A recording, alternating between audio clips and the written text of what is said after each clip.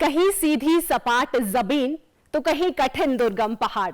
आबो हवा, बोली, वेशभूषा और रीति रिवाजों के रंग भी हैं जुदा जुदा।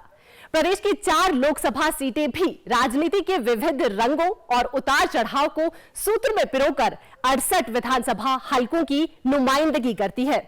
प्रदेश में इस बार भी भाजपा और कांग्रेस दोनों मुख्य दलों में कड़ा मुकाबला होने की उम्मीद है। गर्मी के चढ़ते पारे के साथ साथ इस हफ्ते प्रदेश में सियासत का पारा भी बढ़ता हुआ नजर आएगा, क्योंकि दोनों दलों के स्टार प्रचारकों का आना भी शुरू होने जा रहा है। 18वीं लोकसभा का चुनाव है और सभी प्रत्याशी एक बार फिर जनता की अदालत में खड़े हैं। हिमाचल में 7वें चरण में हो रहे लोकसभा के महापर्व में आहूतियों का भी आज से आगाज हो चुका है। नमस्कार, मैं वरुणा शर्मा। जनादेश के इस अंक में आप सभी दर्शकों का स्वागत है। आइए शुरुआत करते हैं आज के अंक की और सबसे पहले देखते हैं जनादेश सुर्खियां। प्रधानमंत्री नरेंद्र मोदी 24 मई को प्रदेश में करेंगे चुनावी जनसभाएं। नाहन के चौगान और मंडी के पड्डल मैदान में प्रदेश वासियों को करेंगे संबोधित।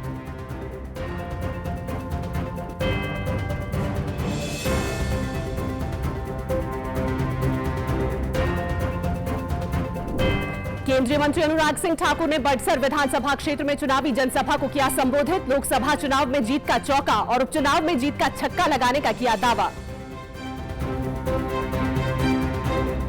मुख्यमंत्री ने बड़सर विधानसभा क्षेत्र में की जनसभाएं। सतपाल रायजादा और सुभाष डटवालिया के पक्ष में मांगे वोट। कहा 5 साल का कार्यकाल पूरा करेगी प्रदेश सरकार।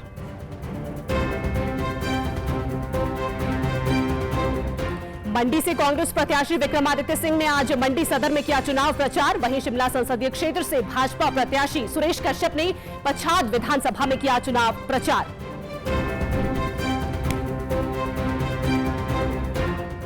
प्रदेश में 1 जून को होने जा रहे चुनाव के लिए बैलेट पेपर के माध्यम से मतदान प्रक्रिया आज से शुरू। 85 वर्ष से अधिक आयु के बुजुर्गों समेत दिव्यांग और कर्मचारी मतदाताओं को मिली सुविधा। भाजपा प्रत्याशी कंगना रनौत ने आज मंडी संसदीय क्षेत्र के तहत सिराज घाटी में कई चुनावी कार्यक्रम किए। अपने लिए वोट अपील करते हुए उन्होंने कहा कि मंडी में कमल खिलने के साथ ही देश में एक बार फिर नरेंद्र मोदी का नेतृत्व मिलने जा रहा है। कंगना ने कहा कि पिछले दशक में देश का कायाकल्प हुआ है और आज देश का हर एक व्यक्ति देश की तरक्की में सहयोगी बनना चाहता है। वहीं उन्होंने इंडी गठबंधन के नेताओं पर भी जमकर निशाना साधा। इस दौरान कंगना ने कांग्रेस प्रत्याशी विक्रमादित्य सिंह और उनकी माता प्रतिभा सिंह पर जुबानी हमला बोला। कंगना ने विक्रमादित्य सिंह पर लोगों की धार्मिक भावनाओं को भड़काने का आरोप लगाया। आए हैं ऐसे ही नहीं हो जाते कई लाखों करोड़ों के घोटाले। भाई आजकल क्यों नहीं हम सुनते कि चारा घोटाला कर दिया बीजेपी ने, कि कोयला घोटाला कर दिया, कि 2G घोटाला कर दिया, कि हमारे नेताओं ने जो है कि इतने हजारों करोड़ खा लिए, इतने हजारों करोड़ के घपले कर दिए। हम कभी नहीं सुनते, क्योंकि भारतीय जनता पार्टी जो है वो ईमानदार लोगों की पार्टी है। आज तक इतने सालों में जयराम जी ने कभी कोई मर्यादा नहीं लांघी, कभी किसी के लिए कोई गलत बात नहीं बोली।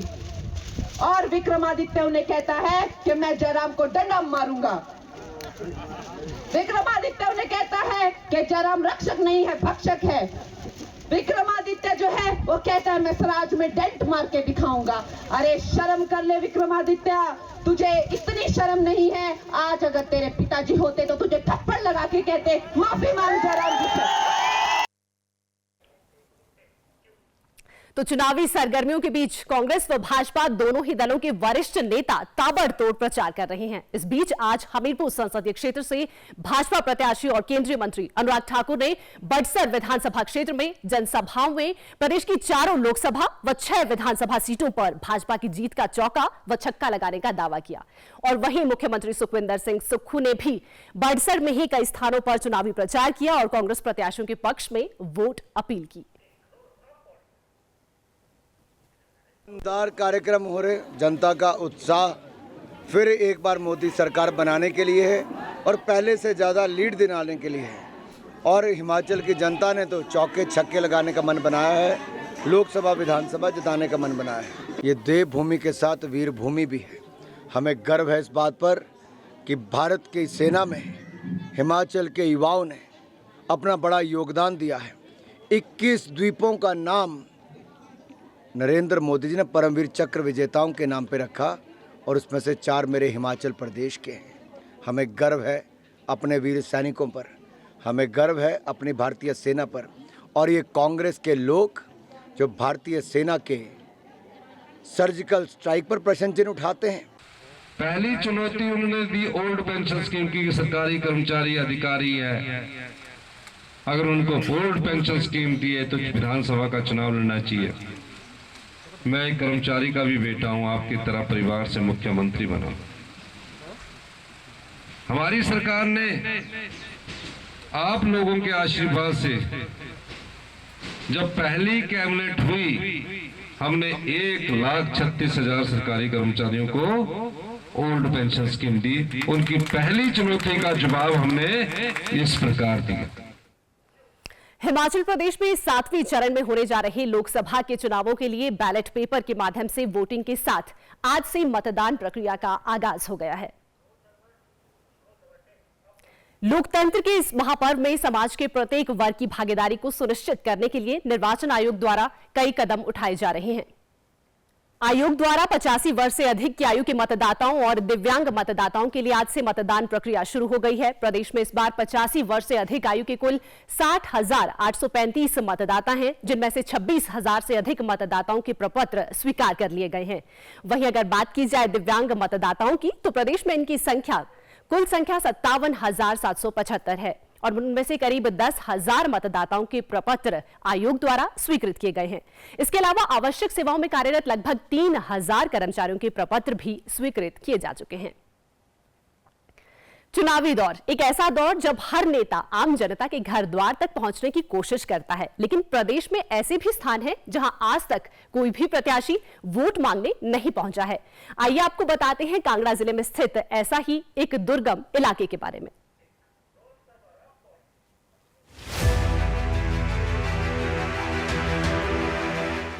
चुनाव एक ऐसा दौर जब हर नेता आम जन मानस के घर द्वार तक पहुंचने की कवायद में रहता है।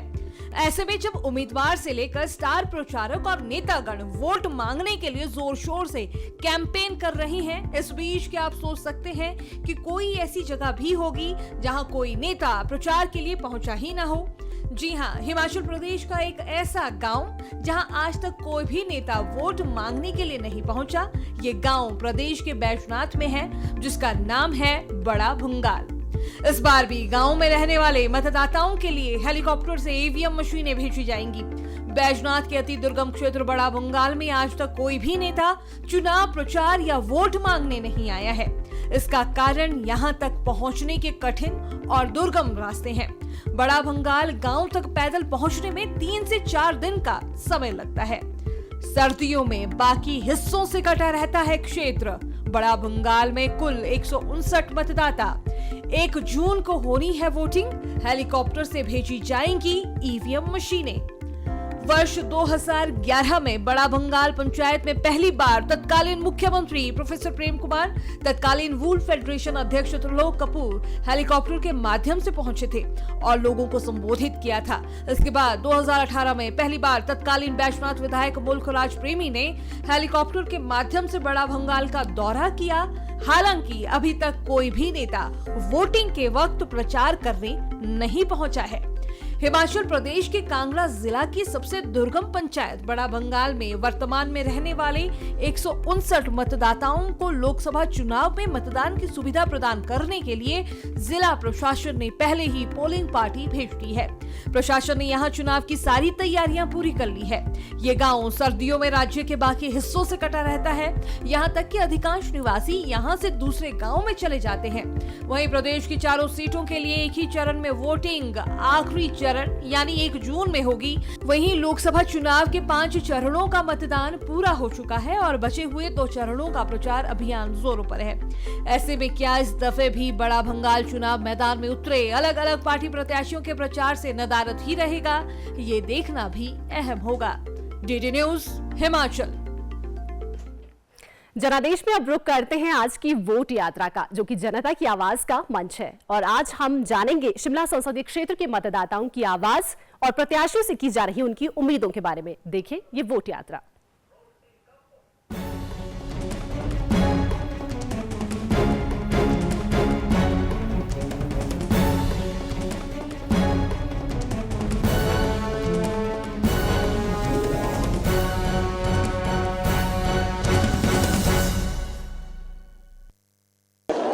यात्रा में हम पहुंचे हैं राजधानी शिमला। राजधानी है तो राजनीति ज़रूर होगी और राजधानी में हर वर्ग हर क्षेत्र के लोग यहाँ पर रहते हैं, तो यहाँ पे लोगों का जो रुझान रहता है, जो मुद्दे इनके रहते हैं, वो कहीं ना कहीं प्रदेश भर की राजनीति को एक दिशा देते नज़र ज़रूर आते हैं। तो आइए आज जानते हैं राजधानी शिमला में लोगों को इन चुनावों में क्या मुद्दे रहेंगे, क्या प्राथमिकता रहेगी और किन बातों को लेकर वो जो है आने वाले चुनाव में वोट देने जा रहे हैं।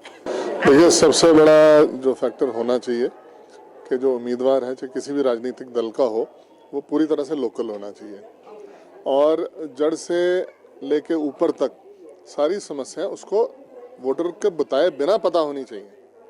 लेकिन जैसे आपने पूछा है तो मैं बताता हूँ, जो मेजर आज मुद्दे चल रहे हैं वो ये, एक तो महंगाई का है। जैसे खाद्य पदार्थों की महंगाई बिल्कुल है, आटा आज 40 रुपये किलो के करीब पहुंच गया है, वो तो हर इंसान ने यूज़ करना है। तेल महंगा हो गया है, वो हर घर में लगना है। दालें कोई भी 150 रुपये से कम की नहीं है। कहा गया था कि कम होंगी लेकिन नहीं हुई है, उसके कई कारण हो सकते हैं। दूसरा ये है, एक सेफ्टी, जैसे विमेन सेफ्टी के बारे में बोलते हैं या स्टूडेंट्स की सेफ्टी के बारे में बोलते हैं या जो ट्रैवल कर रहा है उसकी सेफ्टी के बारे में, वो एक बहुत बड़ा मुद्दा है। हिमाचल में ऐसी चीज़ें पहले नहीं होती थी, लेकिन अब कई बार इंसिडेंट्स होता है, रोड रेज के इंसिडेंट होते हैं। इसके लिए भी सरकारों को कुछ करना चाहिए। जी, नरेंद्र मोदी जी हमारे जो प्राइम मिनिस्टर हैं, है ना, तो मुझे तो वैसे ही बहुत पसंद है, तो मैं तो उनको ही वोट करना चाहती हूँ क्योंकि उन्होंने बहुत काम किए हैं हमारे देश के लिए, है ना। मतलब आपने देखा अभी उन्होंने लैपटॉप सेवा भी शुरू की थी पीछे, कितना फ़ायदा है गर्ल्स को, जो मजबूर होती है लड़कियां, उनका कितना फ़ायदा होगा, पढ़ाई कर सकेंगे, है ना। ये भी सोचती हूँ और बहुत सारे काम किए उन्होंने। हम भी स्टूडेंट्स हैं और हमें भी डेली ट्रैवल करके जाना पड़ता है, तो शिमला के अंदर जैसे ट्रैफिक प्रॉब्लम्स बहुत हैं। अब एड्रेसिंग द गवर्नमेंट मेरे को नहीं पता कि किस तरीके से मैं किस गवर्नमेंट को सपोर्ट करूं, बट जैसी प्रॉब्लम्स है उन प्रॉब्लम्स को गवर्नमेंट अभी तक ढंग से आंसर नहीं कर पाई। बहुत सारी प्रॉब्लम्स है जो रिजॉल्व करी है दोनों गवर्नमेंट्स ने अपने अपने पार्ट पे, बट मैं ये नहीं कह रहा हूँ कि कोई गलत है कोई सही है, बट मैं इतना कह रहा हूँ कि जो प्रॉब्लम्स हैं उनको मेरे ख्याल से और सर्वेज करके और एनालाइज करके उसके बाद उनको अपने जो पॉलिटिकल ओपिनियंस है कि वो क्या करेंगे बाद में, वो रखने चाहिए। देखो, जैसे कि आप शिमला जानते हैं कि देश राष्ट्र हिमाचल की राजधानी है और एक टूरिस्ट डेस्टिनेशन होने के कारण हम चाहते हैं कि टूरिस्ट ओरिएंटेड काम हो। टूरिस्ट जो आ रहा है उनको बहुत समस्या हम देखते हैं कि जब समर सीज़न, जैसे अभी सीज़न स्टार्ट होने वाला है, इसी टाइम टूरिस्ट आता है और इसी टाइम उस टूरिस्ट को इस समस्या से झेलना पड़ता है। जैसे अब हमें और देख रहे हैं, 4 धाम यात्रा में भी टूरिस्ट जा रहा है लेकिन उसको समस्या नज़र आ रही है। वही हम चाहते हैं कि जब शिमला में टूरिस्ट आए, समस्या इतनी नहीं होनी चाहिए। पार्किंग, मतलब हम कुछ जैसे अभी 2, 3, 4 पार्किंग बनी, हम चाहते हैं शिमला में कम से कम 20 पार्किंग बने, टूरिस्ट आए सीधा गाड़ी लगाए। दूसरी बात है, यहाँ पे से ओला उबर नहीं चलती है। मेरे को ये भी समस्या है कि पता नहीं किसकी पॉलिटिक्स के कारण है, ये ओला उबर चलनी चाहिए। अगर ओला उबर कम चलेगी, ज़्यादा चलेगी तो ट्रैफिक भी कम होएगा। हम चाहेंगे अपनी गाड़ी निकालेंगे ही नहीं, हम चले जाएंगे किसी उबर से, ओला से चल जाएंगे, तो वो भी एक समस्या में सॉल्विंग है। तो ये चीज़ें देखनी पड़ेगी। टूरिस्ट प्लेस है, उसको उस हिसाब से डेवलप करना पड़ेगा। हमको इकॉनमी अगर बढ़ानी है तो टूरिस्ट को अतिथ्यो देव भवे, उसके हिसाब से हमको कुछ ना कुछ प्लान करके रखना पड़ेगा और आज का सोचना नहीं पड़ेगा। अपनी पॉलिटिक्स से उठकर आने वाले साल में, इस साल आप ही सोचते हैं, जो अब सरकार के 5 साल सोचती है, उसको सोचना पड़े आने वाले 20 साल बाद हम क्या करें, अपने देश को या अपने शिमला शहर को, हिमाचल को क्या देके जाए, हमको उस हिसाब से प्लान करना पड़ेगा जी। तो ये थी शिमला की जनता के मुद्दे। यहाँ शिमला की जनता ने ये ज़रूर स्पष्ट किया कि जहाँ एक और महंगाई, बेरोजगारी जैसे राष्ट्रीय मुद्दे शिमला में वोटिंग के लिए एक प्रमुख मुद्दे हैं, वहीं स्थानीय मुद्दे और विकास भी कहीं ना कहीं शिमला की जनता के लिए एक प्रमुख मुद्दा है। और साथ ही साथ हिमाचल में हो रहे उपचुनाव का असर भी कहीं ना कहीं लोगों के मन में ज़रूर है। डीडी न्यूज़ के लिए शिमला से रीना वर्मा।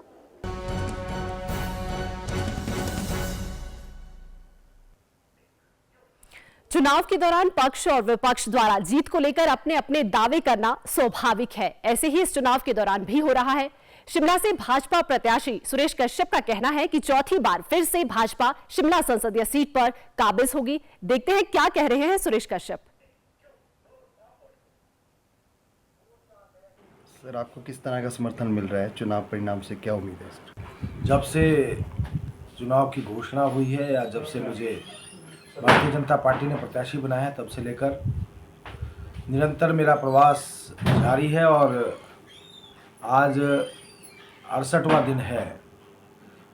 17 के 17 विधानसभा क्षेत्रों का मैंने दौरा किया है और जिन जिन पंचायतों में, जिन जिन क्षेत्रों में मेरा जाना हुआ है, वहाँ जिस प्रकार का माहौल बना है, ये बात सही है, ये बात तय है कि भारतीय जनता पार्टी चौथी बार शिमला सीट को भारी मार्जिन से जीतने वाली है। आज हर कोई इस बात को लेकर आश्वस्त है, हर कोई इस बात को लेकर जो है कह रहा है कि फिर से मोदी जी को देश का प्रधानमंत्री बनाने के लिए पूरे जोर के साथ, पूरे जोश के साथ, पूरे उत्साह के साथ सभी कार्यकर्ता काम कर रहे हैं। और 1 जून को मतदान है और 4 जून को जब नतीजे आएंगे तो भारतीय जनता पार्टी शिमला सीट को भी जीतेगी और हिमाचल प्रदेश की चारों सीटें भारतीय जनता पार्टी जीतने जा रही है और बड़े मार्जिन से जीतने जा रही है। सर 400 पार टारगेट का इसको लेकर क्या कहना है सर आपका? देखिए, 400 पार जो लक्ष्य रखा है, इस बार 400 क्या 400 से भी बहुत ज़्यादा सीटें भारतीय जनता पार्टी जीतने वाली है। पिछली बार 303 सीटें जीती थी और जिस प्रकार का काम पिछले 10 वर्षों में हुआ है, माननीय प्रधानमंत्री नरेंद्र मोदी जी के नेतृत्व में जिस प्रकार से देश आगे बढ़ा है, राष्ट्र सशक्त हुआ है, उन्नत हुआ है, आगे बढ़ रहा है, और जो ऐतिहासिक काम हुए हैं उसमें चाहे राम मंदिर की बात करें, जो 500 साल पुराना मुद्दा इसी कार्यकाल, इसी दौरान जो है सिरे चढ़ा है, 3 तलाक को समाप्त किया गया, साथ में जिस प्रकार से जम्मू कश्मीर के भाई बहनों को उनके अधिकार देने का काम, धारा 370-35 को समाप्त किया गया और नारी शक्ति वंदन अधिनियम लाकर महिलाओं को 33% आरक्षण संसद में और विधानसभा में देने का काम हुआ है। आज बच्चा बच्चा इस बात को मानता है कि मोदी जी के 10 वर्ष के कार्यकाल में काम हुए हैं। जिसके पास घर नहीं था उसको घर दिया, घर में बिजली, पानी, शौचालय, गैस देने का काम हुआ, 5 लाख रुपए तक मुफ्त इलाज की सुविधा मिली, साथ ही साथ जिस प्रकार से किसान सम्मान निधि मिली। प्रदेश में होने जा रही लोकसभा चुनावों के साथ साथ विधानसभा के उपचुनावों में मुकाबला इस बार भी रोचक और मुश्किल बना दिया है। धर्मशाला विधानसभा क्षेत्र में होने वाले उपचुनाव में जहां एक और भाजपा की ओर से कांग्रेस के बागी नेता सुधीर शर्मा प्रत्याशी है, तो वहीं दूसरी ओर कांग्रेस प्रत्याशी देवेंद्र जग्गी चुनाव मैदान में है। इस बीच दूरदर्शन से बातचीत में आइए देखते हैं देवेंद्र जग्गी ने क्या कहा। प्रदेश में आम चुनावों के साथ साथ जो है 6 विधानसभा के उपचुनाव भी हो रहे हैं और मात्र चंद दिनों का समय जो है ऐसे में शेष रह गया है। प्रदेश में सियासी तपिश भी जो है इस वक्त जोरों पर है। बात करें यदि धर्मशाला उपचुनाव की, तो धर्मशाला जो है इस वक्त हॉट सीट बनी हुई है और इस वक्त हमारे साथ मौजूद हैं कांग्रेस के प्रत्याशी देवेंद्र जग्गी। उनसे बातचीत करते हैं किस तरह का जो चुनाव प्रचार उनका चल रहा है। सर, सबसे पहले स्वागत है। धन्यवाद जी। जग्गी जी, जानना चाहेंगे किस तरह का रिस्पांस जो है आपको लोगों में के बीच मिल रहा है? बहुत अच्छा, बहुत सहयोग लोगों का मिल रहा है और धर्मशाला के सभी जहाँ भी हम लोग जा रहे हैं वहाँ लोग कह रहे हैं कि असली कांग्रेस आ गई और धर्मशाला की जो पब्लिक है उसका बहुत आशीर्वाद मिल रहा है। और क्योंकि 2 कारण हैं, एक तो लोग चाहते हैं कि सरकार 3.5 वर्ष हो रहा है, धर्मशाला के विकास के लिए वो सरकार की तरफ जाना चाहते हैं। दूसरी तरफ उनका एक गुस्सा है कि जिस विधायक को उन्होंने जितवा के भेजा कांग्रेस पार्टी के सिंबल पे, उस विधायक ने दल बदल लिया और वो भाजपा में चले गए। लोगों में ये गुस्सा है कि वो व्यक्ति ना तो 14 महीनों में किसी से मिला और ना उसने धर्मशाला में कोई विकास का काम किया और 14 महीने के बाद उसने दल बदल लिया। लोगों में ये गुस्सा है। किन मुद्दों के साथ जो है आप इस वक्त जो है लोगों के बीच जा रहे हैं? विकास के मुद्दे, 3.5 वर्ष और हैं सरकार के और धर्मशाला का जो काम रुके हुए हैं उनको चलाना है, जो प्रोजेक्ट चले हैं उनको स्पीड अप करना है। सेंट्रल यूनिवर्सिटी की बात हो, IT पार्क की बात हो, यूनिटी मॉल की बात हो, धर्मशाला में मर्जेरी में चाहे सीवरेज की बात हो, चाहे धर्मशाला के चौक को सौंदर्यकरण की बात हो, चाहे टूरिस्ट इतना धर्मशाला में आता है उनकी और साइट बढ़ाने की बात हो ताकि टूरिस्ट यहाँ 4-3 दिन के लिए रुके, लोगों को रोज़गार मिले। तो ये सारे इशू लेके हम लोगों की तरफ जा रहे हैं। जैसे कि आपने तमाम मुद्दों की बात की है, वहीं जो भाजपा की ओर से प्रत्याशी हैं वो ये आरोप लगा रहे हैं कि इन्हीं मुद्दों को लेकर जो है वो कांग्रेस पार्टी से जुदा हुए हैं, खास करके सीयू के मुद्दे को लेकर कांग्रेस जो है राजनीति कर रही है। 14 महीने में विधानसभा मुझे लगता है 3 या 4 बार हुई, कभी विधानसभा में कोई क्वेश्चन नहीं हुआ, कभी सरकार के पास नहीं गए, घर पे सोए रहे। और जब उनको लगा कि वो भाजपा में उन्होंने पूरी सेटिंग कर ली थी, भाजपा में जाने वाले थे, 2 दिन पहले उन्होंने विधानसभा खत्म होने से 2 दिन पहले उन्होंने सेंट्रल यूनिवर्सिटी की बात की। 2012 से 2017 तक वो मंत्री रहे, तब सेंट्रल यूनिवर्सिटी की बात नहीं हुई। उसके बाद 14 महीने यहाँ रहे, तब सेंट्रल यूनिवर्सिटी की बात नहीं हुई। सेंट्रल यूनिवर्सिटी की बात भाजपा सरकार जब भी इलेक्शन आता है तब ये इशू 2008 से 2007 से लेके 12 तक भाजपा सरकार थी, हिमाचल में हो चाहे वो देश में हो, दोनों सरकारें भाजपा की थी। तब सेंट्रल यूनिवर्सिटी की बात धर्मशाला में नहीं हुई। जब 8 में धर्मशाला में सेंट्रल यूनिवर्सिटी आई, भाजपा के लोगों ने काले झंडे दिखाए कि यहाँ पे सेंट्रल यूनिवर्सिटी नहीं चाहिए। ये सिर्फ एक मुद्दा है, लेकिन कांग्रेस सरकार, माननीय मुख्यमंत्री जी जून महीने में पैसे जमा करवाएंगे और सेंट्रल यूनिवर्सिटी का काम शुरू होगा। चलते चलते एक और क्या अपील जो है धर्मशाला के लोगों से आप करना चाहेंगे? मैं यही कहना चाहूँगा कि धर्मशाला को भयमुक्त करना है और धर्मशाला को विकास के पथ पे आगे लेके जाना है।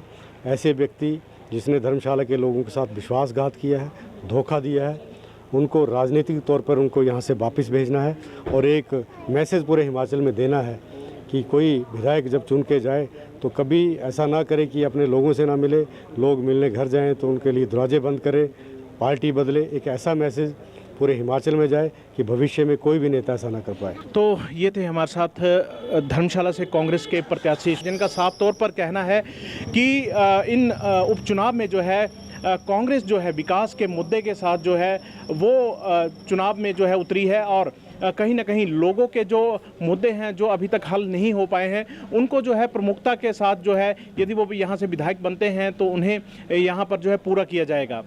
डीडी न्यूज़ के लिए धर्मशाला से विपिन शर्मा। चुनाव कोई भी हो, उनके नतीजों को सीधे तौर पर प्रभावित करते हैं चुनाव मैदान में खड़े निर्दलीय और बागी प्रत्याशी। निर्वाचन आयोग के अनुसार प्रदेश में 37 प्रत्याशियों में से 25 ऐसे हैं जो किसी भी सियासी दल से नहीं जुड़े हैं। अब ये लोग किस तरह से प्रदेश का सियासी समीकरण बनाते हैं या बिगाड़ते हैं, ये देखने वाली बात होगी। आइए देखिए ये रिपोर्ट। हिमाचल में निर्दलीय बिगाड़ेंगे बीजेपी कांग्रेस का खेल। हमीरपुर सीट पर सबसे ज्यादा 5 निर्दलीय प्रत्याशी। मंडी सीट पर निर्दलीय प्रत्याशियों की संख्या 4, कांगड़ा में 3। विधानसभा चुनाव की 6 सीटों पर 12 निर्दलीय मैदान में। धर्मशाला, बड़सर और लाहौल स्पीति में निर्दलियों ने बढ़ाई भाजपा और कांग्रेस की मुश्किलें। धर्मशाला से राकेश चौधरी, लाहौल स्पीति से रामलाल मारकंडा दे रहे टक्कर। बड़सर सीट पर विशाल शर्मा चुनावी मैदान में। और अब जनादेश के इस सेगमेंट में हम आपके लिए लेकर आए हैं देश के चुनावी इतिहास से कुछ ऐसे ही यादगार किस्से जिन्होंने भारतीय निर्वाचन प्रणाली में अपनी अमिट छाप छोड़ी है। तो जनादेश पे ये रहा आज का चुनावी किस्सा।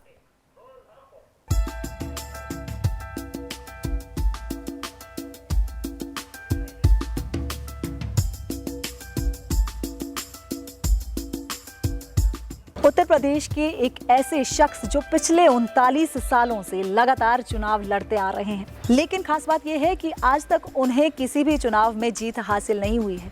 हम बात कर रहे हैं 78 वर्षीय हसनू राम अम्बेडकरी धरती पकड़ की। 98 बार वो लगातार चुनाव लड़ चुके हैं और इस बार 99वीं बार एक बार फिर उन्होंने चुनावी ताल ठोक दी है। हसनू राम का सफर 1985 में शुरू हुआ। पहली बार ग्राम पंचायत के प्रधान के लिए उन्होंने चुनाव लड़ा और खास बात यह है कि देश का जो सबसे बड़ा पद है, राष्ट्रपति पद तक के लिए उन्होंने उम्मीदवारी के लिए नामांकन भरा था, हालांकि बाद में उसे खारिज कर दिया गया था। हसनू राम का ये जो सफर है वो बेहद ही दिलचस्प और प्रसिद्ध है। कोई भी आम इंसान ज्यादा से ज्यादा कितनी बार चुनाव लड़ सकता है? एक ऐसा वक्त जरूर आता है जब वो अपनी हार से तंग आकर चुनाव लड़ना ही बंद कर देता है, लेकिन हसनू राम अम्बेडकरी के साथ ऐसा नहीं है। उनके हारने की यात्रा काफी लंबी है। अम्बेडकरी मनरेगा मजदूर के रूप में अपना जीवन यापन करते हैं। वे कहते हैं कि इस बार उन्हें यकीन है कि उनकी फिर से हार होगी, लेकिन उनका लक्ष्य 100वीं बार चुनाव लड़ने का है और उसके बाद वो कभी भी चुनाव नहीं लड़ेंगे। आगरा जिले की खेरागढ़ तहसील के रहने वाले अम्बेडकरी ने अपना पहला चुनाव मार्च 1985 में खेरागढ़ निर्वाचन क्षेत्र से बहुजन समाजवादी पार्टी के उम्मीदवार के खिलाफ निर्दलीय के रूप में लड़ा था। मतदान न केवल हमारा अधिकार बल्कि हमारा कर्तव्य भी है। इसमें कोई दो राय नहीं कि हम एक लोकतांत्रिक देश के नागरिक हैं और वही मतदाता है जिसके पास ये ताकत है कि वो सरकार बना सकता है, गिरा भी सकता है और खुद सरकार भी बन सकता है। तो मतदाताओं को वोट का महत्व समझाने के लिए आम लोगों द्वारा भी प्रयास किए जा रहे हैं। देखते हैं ये वोट अपील।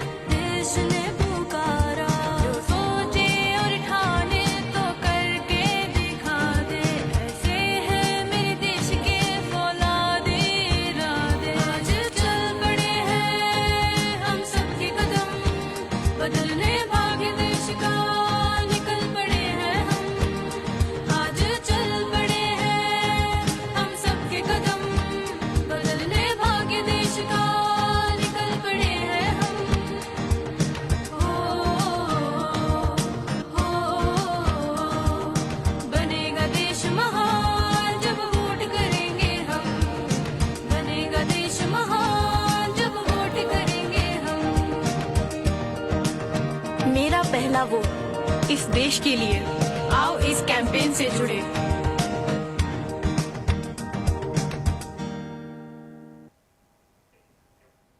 जनादेश में आज के लिए फिलहाल इतना ही। दिन भर की सियासी हलचल के साथ कल जनादेश का एक और अंक लेकर शाम 7:30 बजे हम फिर हाजिर होंगे। तब तक के लिए आप बने रहिए डीडी हिमाचल के साथ। नमस्कार।